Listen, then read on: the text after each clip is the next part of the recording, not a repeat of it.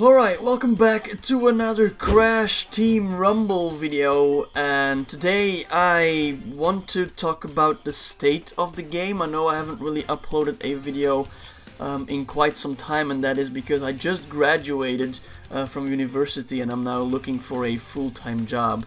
So that has taken up a lot of my time, but it also means I haven't really played Crash Team Rumble in a little bit.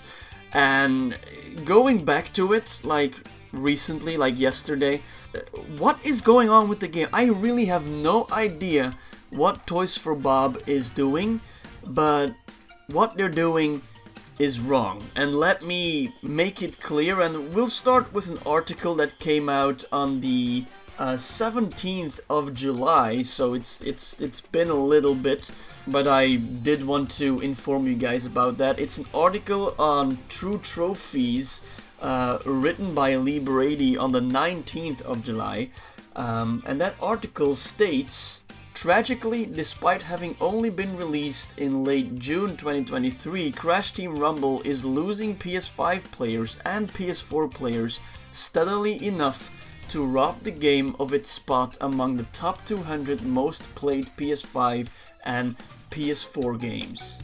As of Monday, July the 10th, Crash Team Rumble was just hanging on to the top 200 most played PS5 and PS4 games in the 180th spot. Now, as of Monday, July 17th, it seems the game has lost another 7.13% of its rather small player base, at least enough to dip out of the top 200 games altogether.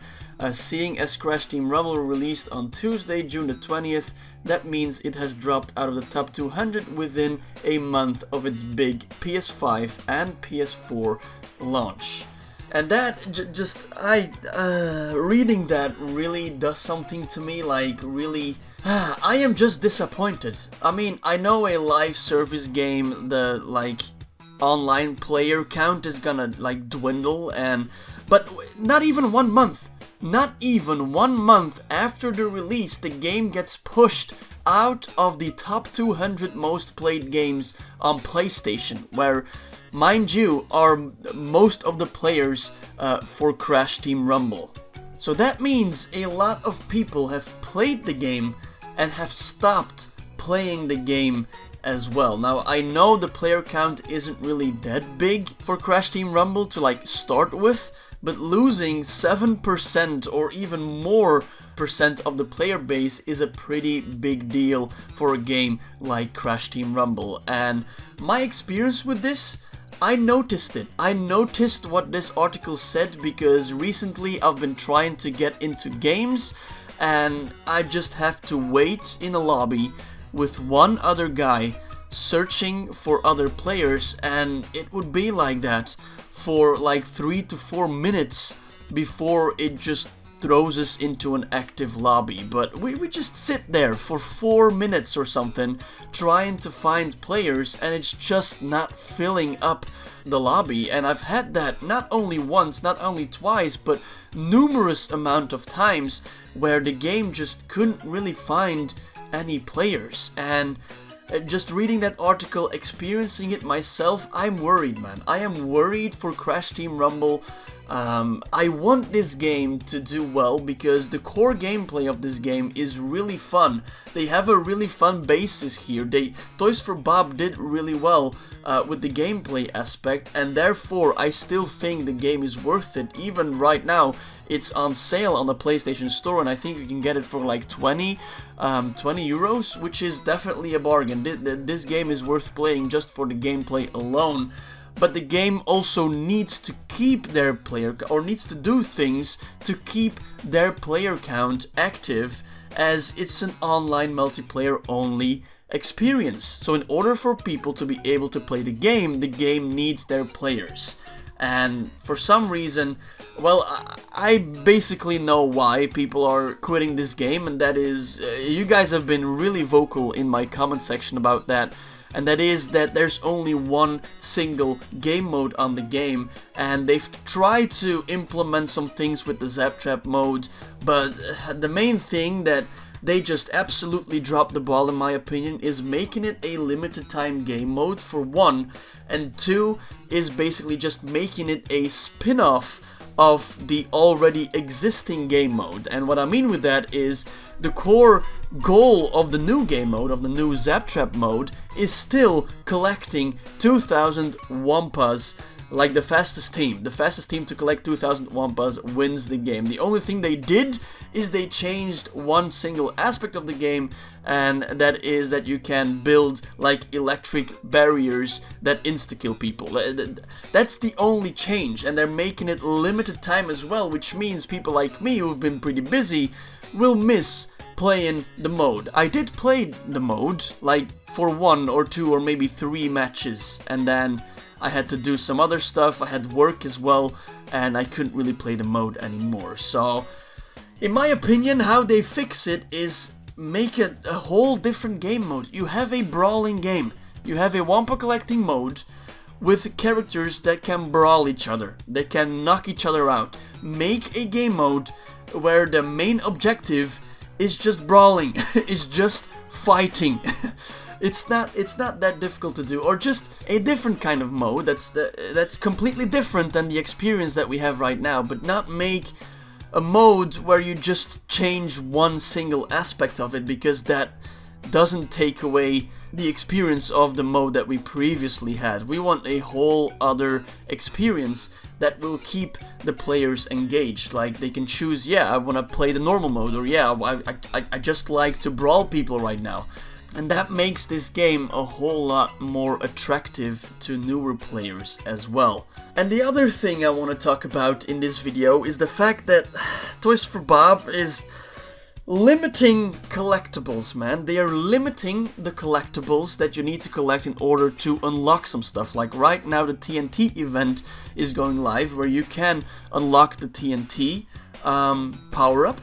But in order to do so, you need to collect dynamite scattered across the map, and there's gonna be 1 dynamite per game or per match. But what they did is they limited the amount of dynamite you can collect in 1 day. You can collect 6 dynamite in 1 day. And I know you only need like 4 or 5 or 6 dynamite to unlock the new power-up, but then all the other customization items you can't unlock if you can't play the game for like 3 or 4 days because of, you know, responsibilities you have outside of gaming.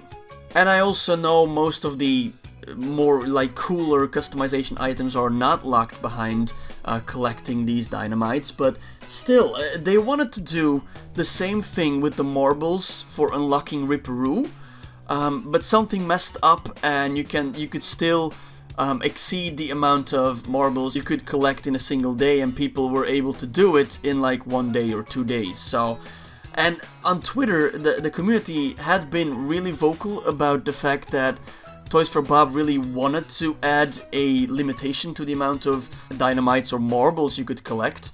People said, I hope we don't see this anymore.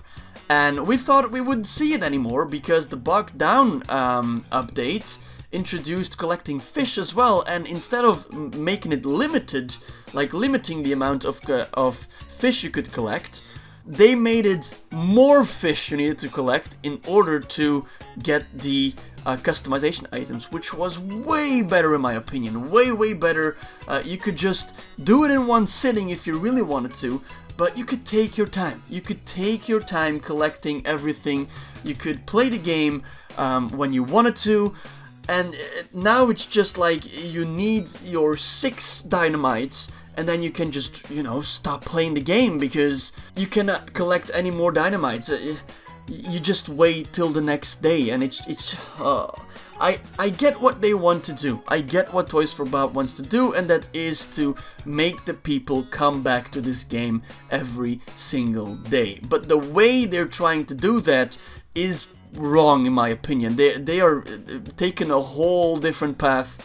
What they should do is focus on the replayability, so adding more modes and adding more characters, and just making this game more attractive for newer players to start playing, just giving you an incentive to play, instead of limiting the amount of collectibles you can collect and then hoping people just come back the next day because, you know, they're on 0 out of 6 dynamites collected and they can collect another 6 dynamites that day. That is just the wrong way to go. They should add more game modes. That is their main priority, in my opinion, right now, is to add more game modes and not just let the people play the game. The people have already purchased the game, paid money for the game. Let them decide when they want to play the game. I am getting a little bit angry right now because I have a passion for Crash Bandicoot. I have a passion for this game. I really want this game to do well, but what Toys for Bob is doing right now is just, it's frustrating, man. It's frustrating that they are just stepping on the toes of the already active players, saying like, yep, you don't have to play the game today anymore because you already collected 6 dynamites. Just come back tomorrow for another 6. It's weird. It's weird. And I know it's not mandatory, like you don't have to collect every single item in the game, but I'm a sort of like a completionist and I really wanna, you know, I have FOMO, okay? I want the customization items that they are limiting in the limited time modes.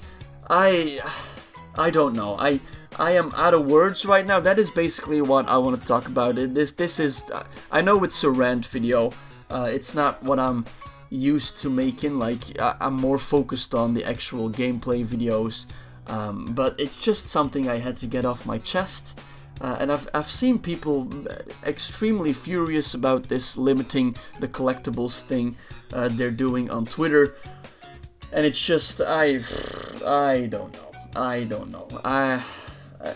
If they're continuing like this, I am afraid the Crash Team Rumble will lose even more active players, because what's happening right now is in between events, in between limited time events where you can unlock some things, I don't see level 100 players, and once an event goes live, all the level 100 players start flooding the game again. It's just people are not playing the game in between limited time events, and that says something. That is alarming. That is bad.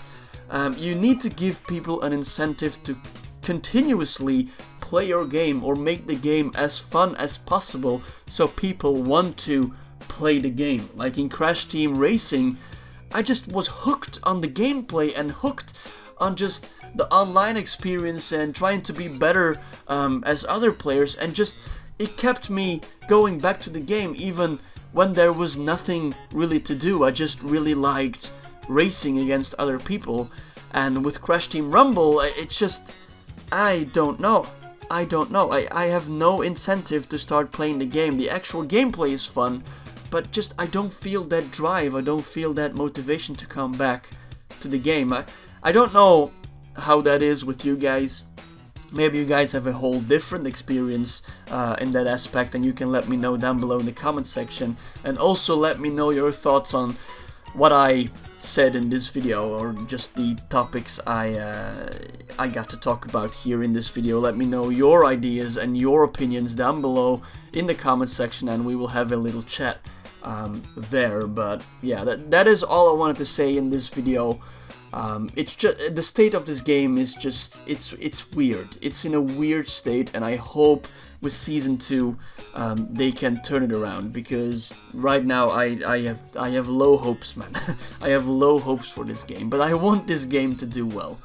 So I'm praying for Season 2 to be an absolute banger with actual new modes and a little bit more characters and stages, like maps as well. Anyway, now that I got this off my chest, I can end the video, so hopefully you guys enjoyed it. If you did, please leave a like if you want to see more, then subscribe, and I will see you guys in my next video.